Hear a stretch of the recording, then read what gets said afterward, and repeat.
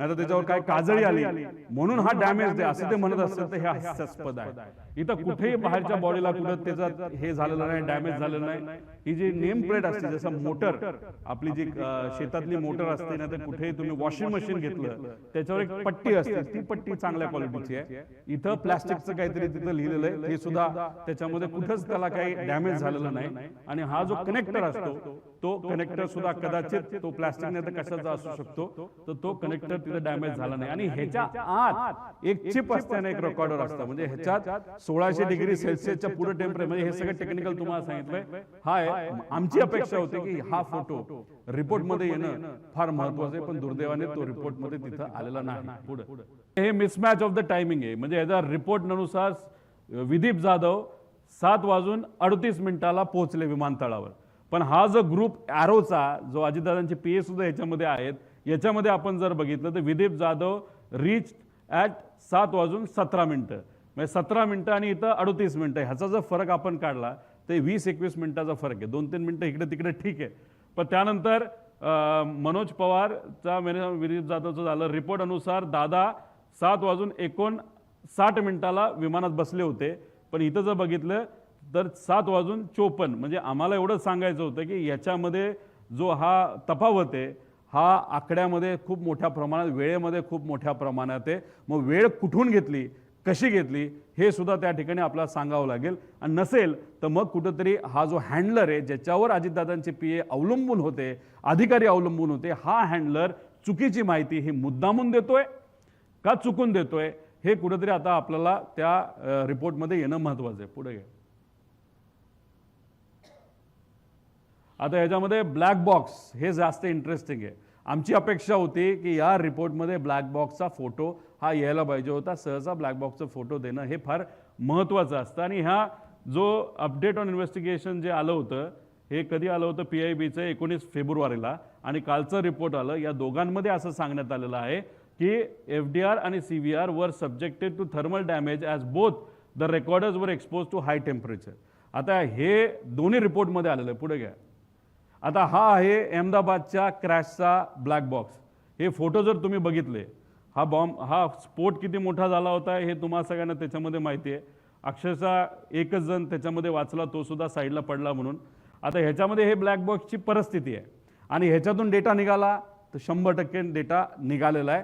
फक्त तो DGCL पूर्णपणे त्या पालकांना नाही तर नातेवाईकांना दिलेला नाही, नाही तर तो अजून बाहेर आणला नाही। त्याला पण फार मोठी कॉन्ट्रोवर्सी आहे असं आमचं मत आहे, पण ते नंतर विषय घेऊ। तर हा ब्लॅक बॉक्स आहे एअरबसचा ड्रीमलाइनर। पुढं आता हा आहे लेअरजेट 55, हे पुढचं मॉडेल आहे। कुठं पडलं होतं तर US मध्ये फिलाडेल्फियामध्ये पडलं होतं। ह्याचा व्हिडिओ आहे, इथं जर तुम्ही बघितला माणसाच्या माले विमान पडतंय, पडलं, स्फोट झाला आणि त्याच्यातला हा ब्लॅक बॉक्स आहे। आणि या ब्लॅक बॉक्सची सगळी माहिती ही तिथं काढण्यात आलेली, रिकवर करण्यात आली। पुढं आता ह्याच्यामध्ये तेजस प्लेन क्रॅश ही दुर्दैवी घटना दुबईला झाली होती। आपलं एअरफोर्सचं विमान हे पडलं होतं, फार मोठा घात झाला होता, आपला जो पायलट होता शहीद झाले। आता ह्याच्यामध्ये जर बघितलं तर ह्युमन कॉज वगैरे दिलंय, पण हा सगळा डेटा दुबईला प्रोटेक्टेड आहेत, काही अडचण नाही असं सांगण्यात आलेलं आहे। एवढा मोठा, आणि ते सुद्धा सुपर जेटचा क्रॅश होऊन सुद्धा। पुढं आता हे मी सगळं तुम्हाला माहिती सांगितलेलं, यात काय मी खोलात जाणार नाही, किती टेम्परेचर कसं काय हे सगळं मेल्टिंग पॉईंट वगैरे तुम्हाला सांगितलं। पुढे आता ह्याच्यामध्ये तुम्हाला मगाशी एक सांगितलं होतं 2023ला एक असिस्टंट जे डिरेक्टर होते त्यांचं नाव होतं रामचंद्र, तर ह्यांनीच अजितदादांच्या ब्लॅक बॉक्सच्या वरती सही केली आणि तिथं असं पोलीस स्टेशन ब्लॅक बॉक्स सुरक्षित असल्याची नोंद ही बारामतीला तिथं झाली। आणि सही कोणाची असेल तर हे रामचंद्रनची सही आहे। याच्यात त्यावेळेस 2023ला ते असिस्टंट डायरेक्टर होते, तो तपास पुढे कुठेच गेला नाही, पण आता हे असिस्टंट डायरेक्टरचे हे आता डेप्युटी डायरेक्टर झालेले आहेत रामचंद्रन, आणि त्यांची ती सही आहे, म्हणजे तिथे ते लिहिलंय। हे जरा आम्ही फुल मोठं केलेलं आहे। पुढे घ्या। हा आहे अजितदादांचा ब्लॅक बॉक्स, हे आहे FDR आणि हा आहे CVR। आता ह्याच्यामध्ये तुम्ही जर बघितलं असेल तर इथं काही लोकांचे हे उचलताना बोटं लागलीत, म्हणून ह्याच्यावरची जी काही राख आहे ती तिथं स्वच्छ झालेली तुम्ही तिथं बघू शकता। आता हा आहे CVR हनीवेलचा आहे आणि LG टेक्नॉलॉजीचा हा FDR आहे. आता ह्याच्यामध्ये तुम्ही बघा, एकतर कलर आहे, ह्याच्या फक्त थोडीशी राख बसलेली. आता राख बसली नाही तर त्याच्यावर काय काजळी आली म्हणून हा डॅमेज आहे असं ते म्हणत असेल तर हे हास्यास्पद आहे.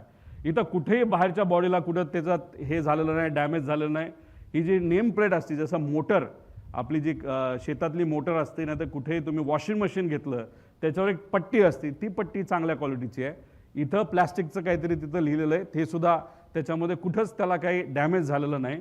आणि हा जो कनेक्टर असतो तो कनेक्टर सुद्धा कदाचित तो प्लॅस्टिक नाही तर कशाचा असू शकतो, तर तो कनेक्टर तिथं डॅमेज झाला नाही. आणि ह्याच्या आत एक चिप असते आणि एक रेकॉर्डर असतं, म्हणजे ह्याच्यात 1600 डिग्री सेल्सिअसच्या पुढे टेम्परेचर, म्हणजे हे सगळं टेक्निकल तुम्हाला सांगितलंय.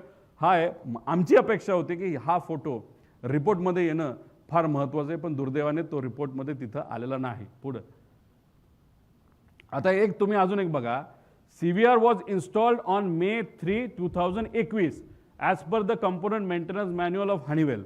म्हणजे हे विमान आहे 16 वर्षापूर्वीचं, 15 का 16 वर्षापूर्वीचं.